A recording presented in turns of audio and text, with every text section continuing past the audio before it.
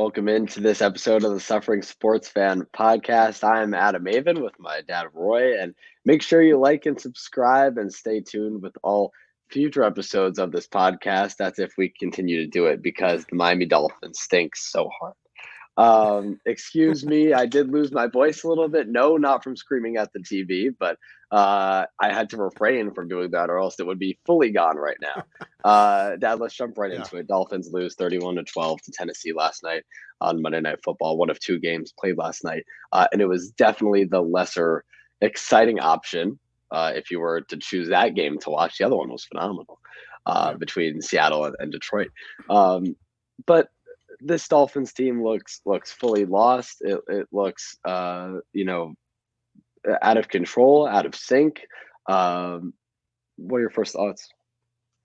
It's a bizarre one. One, I think I texted you before the game yesterday that I had zero optimism going into the game, and I was not excited at all. So the suffering sports fan thing has already hit me even before Right. the game last night. It just the years of this.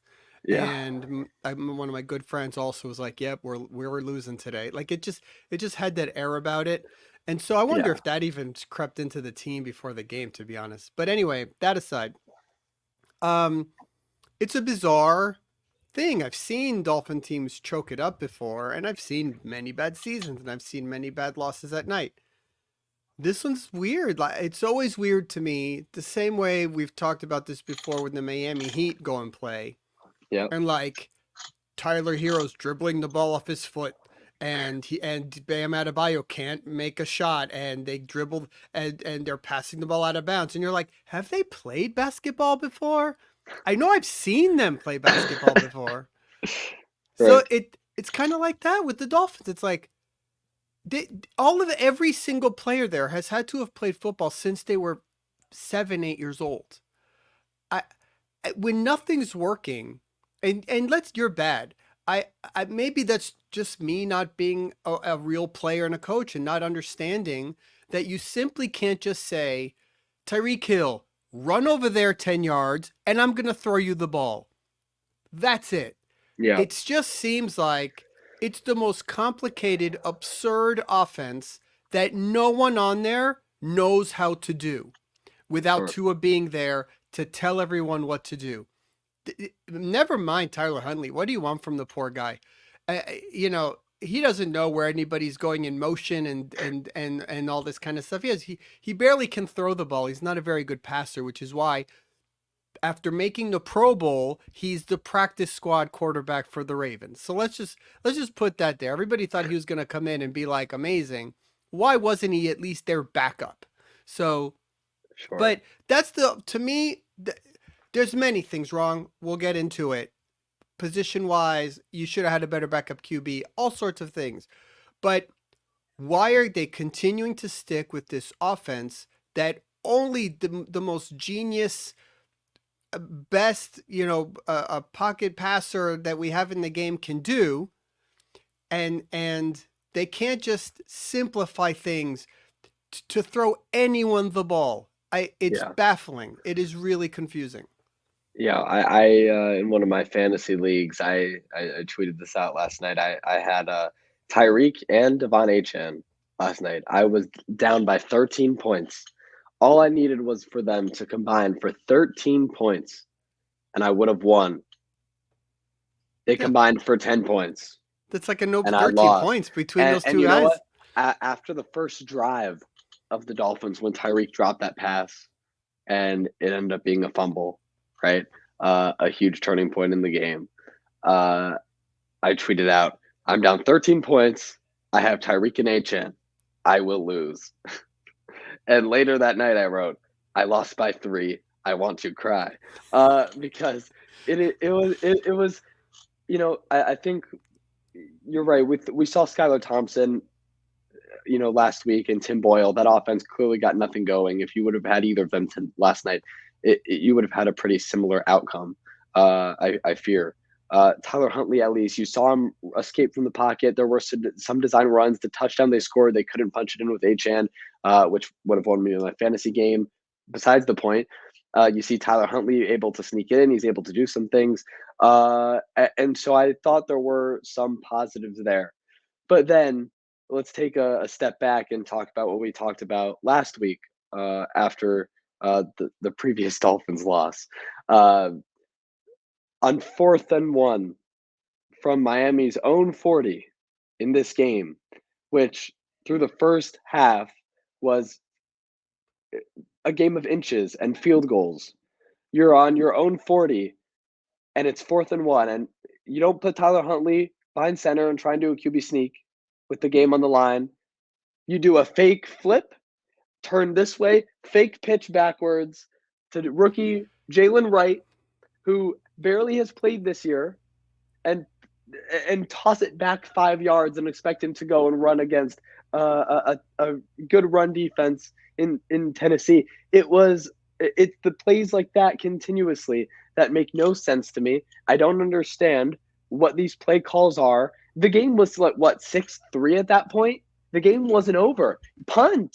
Give up the ball. You were going to get the ball at halftime. Instead, it's 9-3. Then, of course, you go 3 and out. Oh, now it's 12-3. You go, oh, now it's 19-3, right? And it's like the play calling. They couldn't run a play. They couldn't get 10 yards. The run game wasn't effective. The passing game wasn't effective. And the injuries just keep harping on this team. They can't do anything without Teron Armstead there, it seems, even though they have 4 other guys that were still starters play. Without Teron Armstead, the line doesn't work. And without Tua, you can't throw the ball or hand off the ball properly, it seems. It makes absolutely no sense to me. And I think I want to, in my brain, blame McDaniel because of the play calling. And I know that makes sense. And he's putting his team in a weird position in certain points in the field of where they need to go for it. And he's the one making that decision and coming up with these ridiculous play calls in bad situations. But at the same time, when they're on the opponent's side of the field and they have 4 to 8 opportunities to score within the 20-yard line and they can't do it, that's not on his fault. The players need to be able to get 5 yards at some point in a game. It shouldn't be that difficult. And I don't understand why this team continuously underperforms in very easy situations against bad teams, even without Tua. It makes no sense to me. That's where I am. I mean, the simplest things shouldn't be that difficult. Even the Eagles, let's say, they don't. This is a bad example because they're the one team that can do the tush push thing, when they need 1 yard. But they have a go-to play that when there's 1 yard, they're doing it. They've told you they're doing it. Everyone knows they're doing it. They don't do backward reverses to get 1 yard. They do that. They move forward. A lot of the stuff. Who are, you're bringing up a point. Who is a backup quarterback or a rookie quarterback's best friends when they come into the league? It's their running back and it's their tight end, right? We've seen no 1 yard handoffs to Alec Ingold since the first week. We've seen no passes to Jonnu Smith at all or Durham Smythe in short yarded situations for 3-4 chunk yard plays. And we haven't seen last night. There were barely any passes to Devon Achane in the backfield. And the one time they tried to pass in the backfield was to Tyreek Hill, who dropped it, and it was a fumble because it was a backwards pass. So you need to get back, again, to where we're talking about simplifying the playbook. Have these go-to plays. Have your tight ends cross. Let these, 6'6" guys get open. Let them, run through a couple people for a few yards, or let Alec Ingold get 3 yards. To me, things just don't make sense right now, and I don't know. It's really where I'm at. I was watching the game last night, and I had friends asking me, "Hey, what do you think of the Dolphins right now? Do you think they're gonna come?" Like they were like, "I need Tyreek a touchdown for my fantasy league, dude," and I was like, "I'm so sorry, it won't happen." Never gonna get it. And they were like, "Why don't you believe?" And I was like, "I know, we know this, I mean, I'll get back to this. No, there's not. Is there any hope? I really, you look at what we're doing. This is the easy part of our schedule, supposedly. Next week you get the Patriots, then you get the bye, then you get the Colts. After that, it gets really difficult if you go by just the names of the teams. The Bills, Rams, Niners, blah blah blah. I don't know how you do anything or score any points or do anything. Maybe when Tua comes back, you'll have at least an offense that does something once in a while. But let's not make any excuses there. Tua just made it look like a serviceable offense that knows how to run. But since week 6, 15, 16 of last season, we haven't been able to score more than 17 points. There's the offense is broken and they don't have the personnel to fix it. Without Teron Armstead in there, the line can't do anything. And Connor Williams, it results in plays like this where Tyler Huntley let's not got undersell sacked after Connor sack. Williams, who made a difference when he was our center last year. And I'm not sure this center we have right now. I mean, he snaps the ball, I guess, but other than that, I don't know that he's doing anything. And there's still nobody to catch the ball besides Tyreek or Jalen Waddle. I don't know what even though he hasn't really been able to do that. Well, Tyreek, man, I don't, I know he's awesome. I know he's and he's still, when all things are right, Things top two or three. Things seem checked out. He's not playing right. It's not. No one is. It feels like I feel like he should have been able to make that catch, or at least he's been smart enough. Like Rich Eisen talked about this. I think it was like you've been playing, or sorry, it was Colin Coward. It was Colin Coward. He was like, you've been playing football since you were 7 years old, and you don't know the rule that when it's a backwards pass behind the line of scrimmage, you need to probably pick up the ball or kick it out of bounds. He just stood there, and you saw hesitation. You were like, oh, maybe I should, and he just didn't. It's I think we were even lucky the referees whistled it. Otherwise, it would have been a touchdown. Otherwise, it's a touchdown back the other way.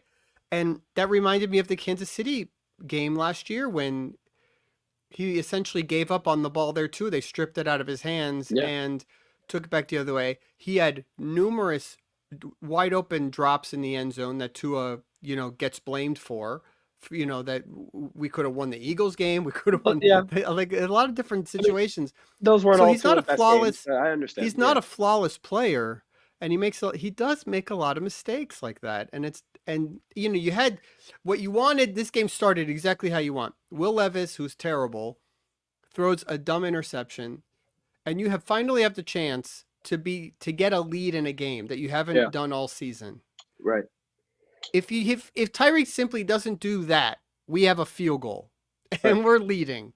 I think, and psychologically, that's a big thing with this team. I don't know that we end up winning that game or not, but man, then our luck is always injuring the worst quarterback. We had a better chance of winning that game if Will Levis plays. The minute Will Levis got hurt, I was like, well, now we're screwed. Because Mason Rudolph, as bad as he is not going to throw random interceptions. He's not going to turn over the ball. I mean, we essentially created Brock Purdy. We were going to win that game with Jimmy Garoppolo, and we indered him. Yeah. and now the whole league has to deal with Brock Purdy. Look, it's a weird team, man. It's like this so many things. A lot of confusion, a lot of question marks right now. The question on your screen, is there any hope? I think I could say it very simply that I have zero hope for the next 2 games. I think that's where I stand right now. I have hope after that, and the only reason because Tua coming back, I guess, or yes, he's on, and I think that's the only reason why I have hope after our bye week, because Tua can return earliest week 8 against the Cardinals, and that is the only thing that is keeping me somewhat like, all right, let's just get past this point in the season. I don't even care. We could lose the games. We'll be fine. And I don't know if I should think like that or not, but he's on the sidelines right now. He seems engaged. He's standing next to McDaniel. He looks good. He's been in team meetings. He even did his warm-up routine last night before the game, reportedly. And so he's there. Like, he's playing. Like, maybe if they keep him out of that Cardinals game, I don't know. But he's coming back. And I've just decided that. And I think everybody knows that from how he's been around the team. So that's one thing. Uh, Javon Holland also brought up a really good point last night as well after the game. Tyreek didn't want to speak to the media, obviously, taking a loss like that and understanding the weight and pressure on your shoulders of needing to perform well, probably affected that decision. And so he didn't speak to the media, but Javon Holland did. And he said something pretty profound. They were like, where do you guys go from here? He's like, I once started on a team that was 1-7 and we ended 9-8. Like people forget. Like, yes, that was Flores, but they did end 9-8 and nearly make the playoffs. Uh, Primarily because of the defense at the time. And I want to bring this up here as we talk about the defense real quick, because I know the whole story is the offense right now. But there are a couple points to the Dolphins defense right now that also are giving me a little bit of hope. The Dolphins defense, Omar Kelly put this out, and other people confirm this as well. The Dolphins defense has held opponents to a 23.8% conversion rate on third down. That's the best in the NFL heading into week 5. And they're currently, right now, the Dolphins defense rated as the 6th best defense in football. Now, if you were to do a power ranking of the teams, and I'm sure we'll get some power rankings today and tomorrow before going into week 5, this is the 31st worst team in football with a arguably top 5 defense performing wise. So the defense is good. Let's say hypothetically the Dolphins lose their next 2 games and they sit out 1-5 after that. Yeah. If they're 1-5, and then week 8 Tua comes back, and that next stretch of games you have Arizona. Let's say hypothetically, maybe you win that game because the Cardinals have lost to some bad teams. Then you play the Bills. You're going to lose to the Bills. After that, you play the Rams. The Rams have a lot of injuries. They lost this week. I mean, it's possible. I'm just saying. Then after that, again, with Tua's never lost to the Patriots. You play the Patriots and you play the Raiders. There are 4 literally potential wins right there, and you could be back at 5-6 after that. So with how good the defense is, that's the optimistic view.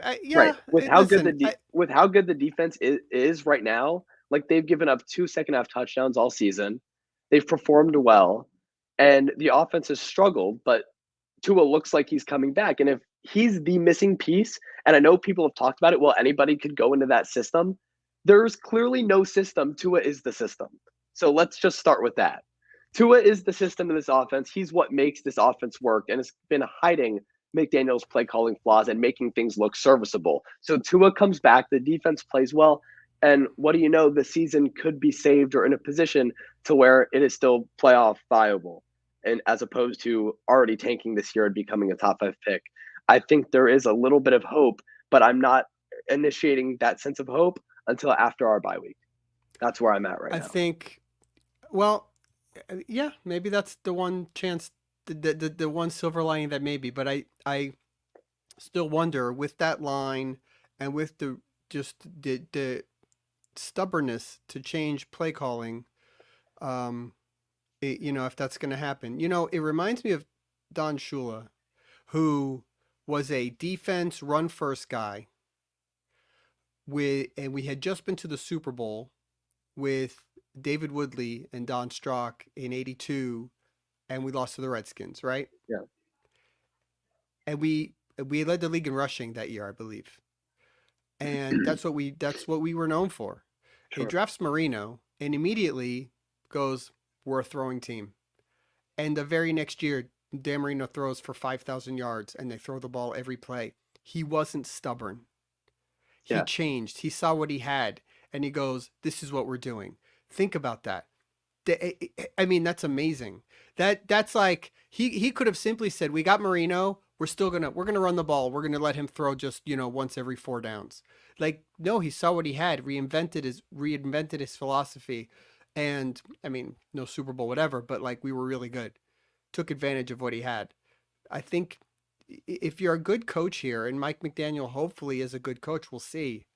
I mean, look, he revolutionized something for a minute there with the motions and the whole thing and the play calling and the deep passes and took advantage of Tua's accuracy to do these special plays that got people open when they weren't open. Yeah. Teams have taken that away, and now you don't have Tua. So you cannot do that. So stop doing it. Like Yeah, there literally, were a just lot of stop doing plays. it. There were back-to-back plays with illegal shift calls last night as well. Always illegal formations. Tyreek had a 30-yard pass late in the game at the top of the fourth quarter, I believe, that got called back because of an illegal shift. And it's these tiny, very tiny things that have been taking away any sort of opportunity, um, you know, late in games, and so it's been annoying. Yeah. We could talk about this team all day. I don't know There's how not much a whole we lot more to say right. because we It's can't change the personnel. yeah. There's nothing else they can do. I mean, I say maybe you've introduced Tyler Huntley at this point. I I I would say I, I stick I I would say stick with stick with him. him, Yeah. but put in Hopefully, hopefully Teron more Armstead. designed runs. If Let him Teron run. Arms, yeah, if Teron Armstead comes back, um, I think that's good. Hopefully, he's back next week and he's healthy. Excuse me.